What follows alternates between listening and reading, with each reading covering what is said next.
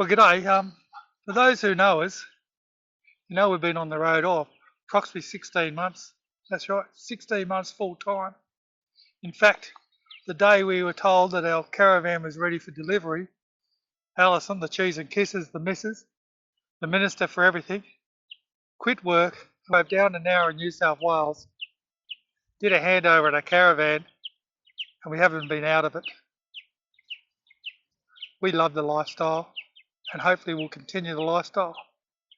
But in this video, what I'm going to do is explain to you whether caravanning is for you or not. So before you go out there and make that investment, get yourselves all excited, we're just going to do a little brief 10-minute video on whether this caravan life is for you.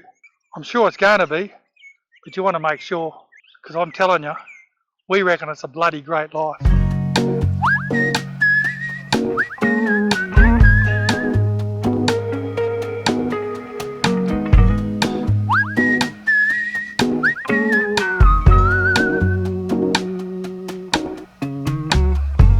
If there is a warm cup of coffee, if there is a laugh to share, it's with you. Now our caravan lifestyle has probably taken us over 30,000 kilometres, and that's in the 16 months of travelling. I've got to be honest with you, when Alison, the cheese and kisses and missus, first brought it up to me a few years ago and said, hey, how about we go caravan in Australia? Let's buy a caravan and let's just hit the frog and toe and just free camp around Australia. I wasn't really keen. I'd done my camping in the army, and the hardest I ever wanted to go was about 3 stars in a motel, and even that was doing it pretty hard. But anyway, she brought me a magazine. We started watching some lifestyle shows on YouTube, got other people out there caravanning. The crazy thing about it is they were all a lot younger than I and they had kids. And that got me thinking. I thought, well, these young buggers can do it and they're doing it with kids. Why can't we? Ali also said to me, just think about it. We'll be free to do what we want to do and not committed to everyone else. We live in a great place. We live on a golf course, on a coastal area. Absolutely fantastic.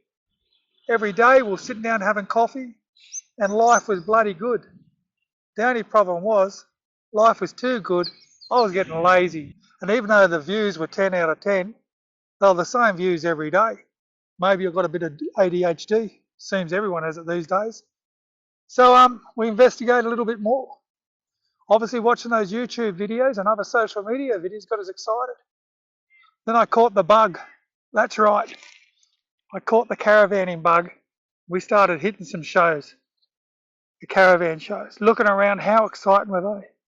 Because beforehand, the only shows I'd been to were agriculture shows and the local produce show. Went round kicking tyres, looking at different vans, but that made it even harder. I was blown out of the water. So I sat down and I did a heap of research. I thought, if we're going to do this thing, I want to do it within budget. I don't want to have any debts. And let's go out and do this thing and do it right so we're both comfortable. And let me tell you, we're going to be bloody comfortable, all right. I'd gone through every catalogue. I'd been to all outdoor stores. And I mean every outdoor store. And if we had have taken off with what I was going to do in the first place, would have looked like the Ashton Circus and would have needed a caravan of vehicles to bring all our gear. Mate, we had everything. We might as well stay at home or just put the house on wheels and take it out. Started talking to a few guys and a few girls. They said, you don't need that gear. Keep it simple. And I remember my old man used to talk about a motto, about keeping it simple, stupid. The old KISS therapy, or motto. So, more research. I mean, this research went over 2.5 years. We found out that we needed a good, reliable caravan and a good, reliable vehicle to tow it. And something that was going to be on budget or under budget. Like I said, we didn't want to go into debt. We also needed a caravan that was going to be reliable. Okay, we weren't going up any goat tracks and all that, but we were going to hit off-road because that's where the adventure is and that's where no one else is. Also needed a vehicle that was going to get us through what we need to do with the least amount of problems If it did have problems, covered under warranty. We were blessed. We had a lot of people out there probably have a bit of a giggle at us, because what we've got in the background here, we're driving around the MY22 Sangyon Musso. But let me tell you, with a 7-year unlimited warranty, we've been on the road for a good 3 years, we haven't had a thing go wrong. Yeah, I got told, oh, if you need parts, it's going to be bloody difficult. Mate, I've got mates out there with Toyotas and Mazdas and Nissans and some American vehicles.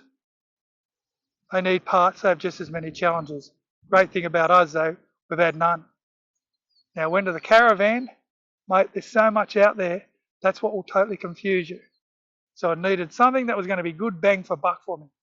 So I didn't want to go out there thinking about loans in my head. You know, in our 60s, we're debt free. I want to keep it that way. This is no promotion of them, but we come across the Snowy River caravan. We've got the SRC 21, which is semi-off-road. Mate, every caravan's semi-off-road when you think about it. Have a look in the old days. My parents had an old Viscount caravan, okay, single axle. There was 5 of us kids in the back of the old Falcon, and he towed it everywhere. Of course, there's a lot more safety requirements these days. So after a couple of years, we found out the sort of van we needed, and we found out the sort of car we needed. Didn't rush into it, took our time until we knew we were totally right. Once we were right, we purchased the car. I drove it around, checked it out, took it to the mechanic. Everything's working great. But like I said earlier, once they rang us up and said the caravan was ready to rock and roll, so were we. But before I even went out there and towed the vehicle, I had to make sure I was proficient enough, and that's the thing you need to do. Make sure you're proficient enough to tow something. If you've never done it before, it's not a problem. These days there's plenty of courses out there, and you've got plenty of mates out there who surely take you out. You could even start off by hiring a trailer from Bunnings, drive around getting used to that extra thing on the back. Slowly add some weight into it. I'm sure you've got a friend or a mate out there or someone who has a caravan who'll give you a hand. If not, trailer the car on it. Get out there till you're comfortable carrying that extra length and carrying that extra weight. And make sure that your vehicle's up to it. That your brakes are right, your engine's right, everything's right. Because you don't really need a brand spanking new bloody vehicle either. Might be the vehicle you're rocking and rolling now, as long as it's fit for purpose and be able to carry a caravan. Another thing you want to be able to do is if you're on the road, you need to be a little bit handy.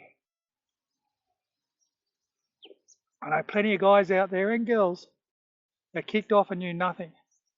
I talk to them now, it's a bloody blowout watching them just slip a little screwdriver out the back of their back pocket or a spanner, get around and adjust something. Because that's what you need to do. You need to be your one-man band. Just pretend you're on the planet Mars and you're the only person on the Earth. Learn about your plumbing. It's pretty simple. It's just a couple of lengths of pipe running through a pump that's hooked onto a big reservoir tank. So not much can go wrong. It can either be the pump, and if it's inside the pump where you just replace it, or if the pump's not working, it could be power. And talking about power, that's a pretty simple thing as well. The 12-volt side anyway. It just runs from your battery through an inline fuse and connects up to other different 12-volt points. If it's 240 volt, well, that's when you go get a professional involved, because you don't want to zap yourself. I've got a defibrillator in here, I don't need another one. So make sure you're handy. It's simple things, and it is simple. You don't have to be a fully qualified tradesman to get it happening, but you've got to understand the process of things. And these days with Google and YouTube, you've got your training aids there. So get out there and have a look around. But if you're a bloke who just doesn't want to give a damn about touching things, well, caravanning mightn't be for you. Or if you're a woman, same thing, caravanning won't be for you. But let me tell you, you see a lot of ladies out here, a lot of single ladies, and they're a lot more proficient than a lot of us blokes.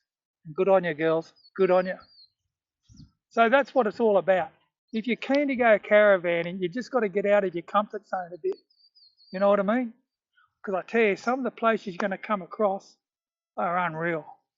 Absolutely unreal. But you just got to be able to be very flexible.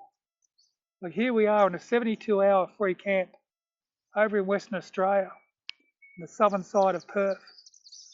Absolutely fantastic place.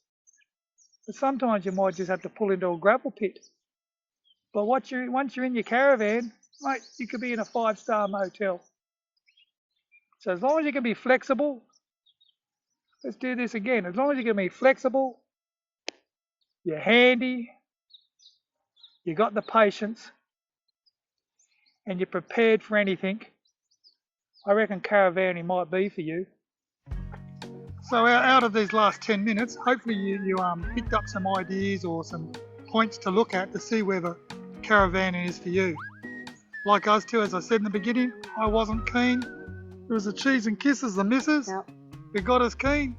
And after 16 months, are you still loving it, girlfriend? Loving it. So, Best mate, life ever. that's right. Don't need to change much. You don't need as much of a wardrobe if you're a lady. Or if you're a bloke, you've got what you got. So you think about it, get out there, do your research. And if caravaning's for you, if you're not travelling, Why not? take it easy, Australia. See ya. When it's good to have a friend like you. There are times when I wanna be lonely. There are times when life can be downright cruel. Life is up and it's down, oh it's all love, that's how you remind me. Oh, that it's good to have a friend like you.